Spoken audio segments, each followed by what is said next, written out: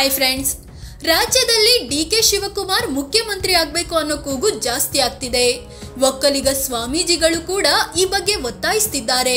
ಹಾಗಾದ್ರೆ ಈವರೆಗೆ ರಾಜ್ಯ ಎಷ್ಟು ಮಂದಿ ಒಕ್ಕಲಿಗ ಸಿಎಂಗಳನ್ನ ಕಂಡಿದೆ? ಹೆಚ್ಚು ಕಾಲ ಅಧಿಕಾರದಲ್ಲಿದ್ದ ಒಕ್ಕಲಿಗ ಸಿಎಂ ಯಾರು? ಈವರೆಗೆ ಒಕ್ಕಲಿಗರು ಎಷ್ಟು ವರ್ಷ ರಾಜ್ಯ ಆಳಿದ್ದಾರೆ? ಅದೇ ರೀತಿ ಸಿದ್ದರಾಮಯ್ಯರ ಕುರುಬ ಸಮುದಾಯದಿಂದ ಎಷ್ಟು ಮಂದಿ ಸಿಎಂ ಆಗಿದ್ದಾರೆ? ಎಲ್ಲವನ್ನು ಈ ವಿಡಿಯೋದಲ್ಲಿ ಹೇಳ್ತೀವಿ. ಅದಕ್ಕೂ ಮುನ್ನ ನೀವಿನ್ನೂ ನಮ್ಮ ಚಾನೆಲ್ಗೆ ಸಬ್ಸ್ಕ್ರೈಬ್ ಆಗಿಲ್ಲ ಅಂದರೆ ಈ ಕೂಡಲೇ ಆಗಿ ಪಕ್ಕದ ಗಂಟೆ ಗುರುತಿನ ಮೇಲೆ ಕ್ಲಿಕ್ ಮಾಡಿ. ಎಸ್ ಎಂ ಕೃಷ್ಣ ಕಾಂಗ್ರೆಸ್ನಿಂದ 1999ರಿಂದ 2004ರವರೆಗೆ ಸಿಎಂ ಆಗಿ ಕೆಲಸ ಮಾಡಿದ್ರು. ಇವರು ಒಟ್ಟು 4 ವರ್ಷ 230 ದಿನಗಳ ಕಾಲ ಸಿಎಂ ಕುರ್ಚಿಯಲ್ಲಿದ್ರು. ಅದಕ್ಕೂ ಮುನ್ನ ಡಿಸಿಎಂ ಕೂಡ ಆಗಿ ಕೆಲಸ ಮಾಡಿದ್ರು. ಹೆಚ್ಚು ಓದಿದ ಸಿಎಂಗಳ ಪಟ್ಟಿಯಲ್ಲಿ ಇವರು ಮೊದಲ ಸಾಲಿನಲ್ಲಿ ಬರ್ತಾರೆ. ಮಂಡ್ಯದವರಾದ ಇವರು ಮೊದಲಿಗೆ ಮೈಸೂರಿನಲ್ಲಿ BA ಶಿಕ್ಷಣ, ನಂತರ ಬೆಂಗಳೂರಿನ ಲಾ ಕಾಲೇಜಿನಲ್ಲಿ ಕಾನೂನು ಪದವಿ ಪಡೆದ್ರು.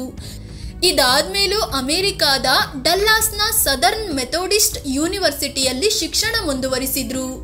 ರಾಜಕೀಯ ಜೀವನದ ಕೊನೆಯಲ್ಲಿ ಬಿಜೆಪಿ ಸೇರಿದ ಇವರು ಸದ್ಯ ನಿವೃತ್ತಿ ಘೋಷಿಸಿದ್ದಾರೆ. KC ರೆಡ್ಡಿ ಇವರು ಕರ್ನಾಟಕ ಅಂದ್ರೆ ಮೈಸೂರು ರಾಜ್ಯದ ಮೊದಲ ಸಿಎಂ ಆಗಿದ್ರು. 1947ರಿಂದ 1952ರವರೆಗೆ ಸಿಎಂ ಆಗಿದ್ರು. ಅಂದ್ರೆ ಕಾಂಗ್ರೆಸ್ನವರಾದ KC ರೆಡ್ಡಿ 4 ವರ್ಷ 157 ದಿನಗಳ ಕಾಲ ಸಿಎಂ ಗಾದಿಯಲ್ಲಿದ್ರು. ಇವರ ಹೆಸರಲ್ಲಿ ರೆಡ್ಡಿ ಅಂತ ಇದ್ರು. ಅದು ಒಕ್ಕಲಿಗ ರೆಡ್ಡಿ ಸಮುದಾಯವಾಗಿದೆ. ಕರ್ನಾಟಕ ಕೂಡ ಭಾರತದ ಒಕ್ಕೂಟಕ್ಕೆ ಸೇರಲು, ಪ್ರಜಾಪ್ರಭುತ್ವ ಸರ್ಕಾರ ಅಸ್ತಿತ್ವಕ್ಕೆ ಬರಲು ಇವರೇ ಪ್ರಮುಖ ಕಾರಣರಾಗಿದ್ದಾರೆ. ಕೋಲಾರ ಮೂಲದ ಇವರು BA ಕಾನೂನು ಪದವಿಯ ಜೊತೆಗೆ ಡಾಕ್ಟರ್ ಆಫ್ ಲಾ ಕೂಡ ಕಂಪ್ಲೀಟ್ ಮಾಡಿದ್ರು. ಕೆಂಗಲ್ ಹನುಮಂತಯ್ಯ ಕಾಂಗ್ರೆಸ್ ನಾಯಕರಾದ ಇವರು 1952ರಿಂದ 1956ರವರೆಗೆ ಸಿಎಂ ಹುದ್ದೆಯಲ್ಲಿದ್ರು. ಅಂದ್ರೆ 4 ವರ್ಷ 142 ದಿನಗಳ ಕಾಲ ಸಿಎಂ ಆಗಿದ್ರು. ರಾಜ್ಯದ ಶಕ್ತಿ ಕೇಂದ್ರ ಅಂದ್ರೆ ವಿಧಾನಸೌಧವನ್ನು ಕಟ್ಟಿಸಿದ ಖ್ಯಾತಿ ಇವರಿಗೆ ಸಲ್ಲುತ್ತೆ. ಅಲ್ಲದೆ ವಿಧಾನಸೌಧದ ಮೇಲೆ ಸರ್ಕಾರಿ ಕೆಲಸ ದೇವರ ಕೆಲಸ ಅಂತ ಬರೆಸಿದ್ದು ಕೂಡ ಇವರೇ. ಅಂದ ಹಾಗೆ ರಾಮನಗರ ಮೂಲದ ಇವರು ಮೈಸೂರು ಮಹಾರಾಜ ಕಾಲೇಜಿನಿಂದ BA ಪದವಿ ಪಡೆದ್ರು. ನಂತರ ಪೂನಾ ಲಾ ಕಾಲೇಜಿನಿಂದ ಕಾನೂನು ಪದವಿ ಪಡ್ಕೊಂಡ್ರು. ಕುಮಾರಸ್ವಾಮಿ JDS ನಾಯಕ HD ಕುಮಾರಸ್ವಾಮಿ ಮೊದಲ ಬಾರಿಗೆ 2006ರಿಂದ 2007ರವರೆಗೆ ಸಿಎಂ ಆಗಿದ್ರು. ಎರಡನೇ ಬಾರಿ 2018ರಿಂದ 2019ರವರೆಗೆ ಸಿಎಂ ಆಗಿದ್ರು. ಒಟ್ಟು 2 ವರ್ಷ 317 ದಿನಗಳ ಕಾಲ ಸಿಎಂ ಹುದ್ದೆಯಲ್ಲಿದ್ರು. ಇವರ ಪಕ್ಷಕ್ಕೆ ಬಹುಮತ ಬಾರದೇ ಇದ್ರೂ 2 ಸಲ ಸಿಎಂ ಹುದ್ದೆ ಅನುಭವಿಸಿದ ಕೀರ್ತಿ ಇವರಿಗೆ ಸಲ್ಲುತ್ತೆ. ಹಾಸನದಲ್ಲಿ ಜನಿಸಿದ ಇವರು ಬೆಂಗಳೂರಿನ ನ್ಯಾಷನಲ್ ಕಾಲೇಜಿನಿಂದ BSc ಡಿಗ್ರಿ ಕಂಪ್ಲೀಟ್ ಮಾಡಿದ್ದಾರೆ. ಸದ್ಯ ಬಿಜೆಪಿ ಜೊತೆ ಮೈತ್ರಿ ಮಾಡಿಕೊಂಡು ಕೇಂದ್ರ ಸಚಿವರು ಆಗಿದ್ದಾರೆ. HD ದೇವೇಗೌಡರು ಈಗ JDS ದಳಪತಿಯಾದ ಇವರು ಜನತಾದಳವನ್ನು ರಾಜ್ಯದಲ್ಲಿ ಅಧಿಕಾರಕ್ಕೆ ತಂದಿದ್ರು. 1994ರಿಂದ 1996ರವರೆಗೆ ಅಂದ್ರೆ 1 ವರ್ಷ 172 ದಿನಗಳ ಕಾಲ ಸಿಎಂ ಆಗಿದ್ರು. ಆದ್ರೆ ಈ ನಡುವೆ ಪ್ರಧಾನಿಯಾಗಿ ಆಯ್ಕೆ ಆದ್ರು. ಈ ಮೂಲಕ ಪ್ರಧಾನಿ ಹುದ್ದೆಗೇರಿದ ಏಕೈಕ ಕನ್ನಡಿಗ ಅನ್ನೋ ಖ್ಯಾತಿಗೆ ಪಾತ್ರರಾದ್ರು. ಪ್ರಧಾನಿ ಆದ್ಮೇಲೆ ಸಿಎಂ ಸ್ಥಾನಕ್ಕೆ ರಾಜೀನಾಮೆ ನೀಡಿದ್ರು. ಹಾಸನ ಮೂಲದ ಇವರು ಸಿವಿಲ್ ಇಂಜಿನಿಯರಿಂಗ್ ನಲ್ಲಿ ಡಿಪ್ಲೊಮಾ ಶಿಕ್ಷಣ ಪಡೆದಿದ್ರು. ಈಗಲೂ ರಾಜ್ಯಸಭೆ ಸಂಸದರಾಗಿ ಸೇವೆ ಸಲ್ಲಿಸುತ್ತಿದ್ದಾರೆ. ಸದಾನಂದ ಗೌಡ ರಾಜ್ಯ ಬಿಜೆಪಿ ಭೀಷ್ಮ ಯಡಿಯೂರಪ್ಪ ಭ್ರಷ್ಟಾಚಾರ ಕೇಸ್ನಲ್ಲಿ ಜೈಲಿಗೆ ಹೋದ್ರು. ಆಗ ಬಿಜೆಪಿ ನಾಯಕ ಸದಾನಂದ ಗೌಡ್ರನ್ನು ರಾಜ್ಯದ ಸಿಎಂ ಮಾಡಲಾಯಿತು.